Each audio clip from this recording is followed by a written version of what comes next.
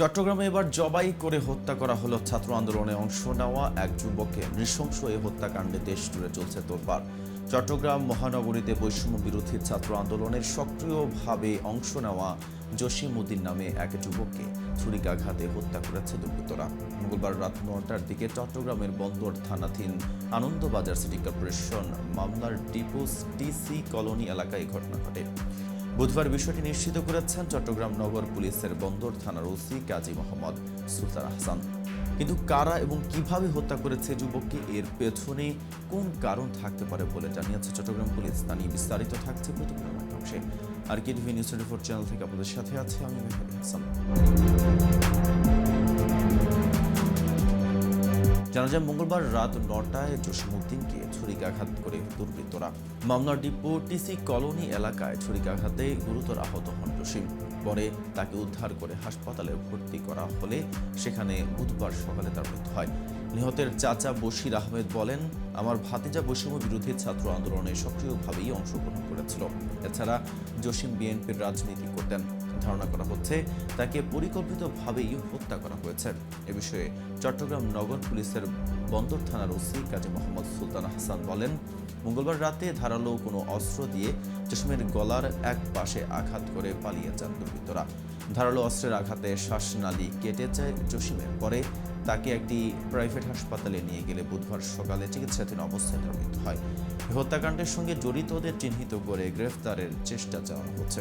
এদিকে বেসরকারি বিশ্ববিদ্যালয়ের ৩ জন শিক্ষার্থীও চট্টগ্রামের জসিম উদ্দিন হত্যার প্রতিবাদে মানববন্ধন করেছে চট্টগ্রাম বিশ্ববিদ্যালয়ের শিক্ষার্থীরা। বিশ্ববিদ্যালয়ের শিক্ষার্থীদের পাশাপাশি শাখা ছাত্র শিবিরের বেশ কিছু নেতাকর্মীও এতে উপস্থিত ছিলেন। এছাড়া জুলাই গণ অভ্যুত্থানে অংশগ্রহণ করা সকল শিক্ষার্থীদের নিরাপত্তা দাবিও জানান তারা।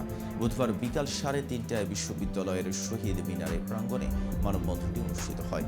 মানববন্ধনে বৈষম্য বিরোধী ছাত্র আন্দোলনের কেন্দ্রীয় সমন্বয়ক খান তালাত মাহমুদ রাফি বলেন, জুলাই বিপ্লবের কোনো না কোনো প্রাণ প্রতিদিন ঝরে যাচ্ছে। প্রতিদিন আমরা রক্ত দেখতে পাচ্ছি। এই রক্ত দেখতে দেখতে আমরা ক্লান্ত হয়ে গেছে। আমরা লক্ষ্য করছি আমাদের সরকার ঘুমিয়ে আছে, তারা নীরব দর্শকের ভূমিকা পালন করছে। আমরা পরিষ্কারভাবে বলতে চাই, আমরা প্রাইভেট বুঝি না, পাবলিক বুঝি না, গ্রাম বুঝি না, শহর বুঝি না, নগর বুঝি না। আমরা শুধু এতটুকু বুঝি, আমরা আমাদের এক ভাইকে হারিয়েছি। আমরা রাজপথে একজন সহযোদ্ধাকে হারিয়েছি।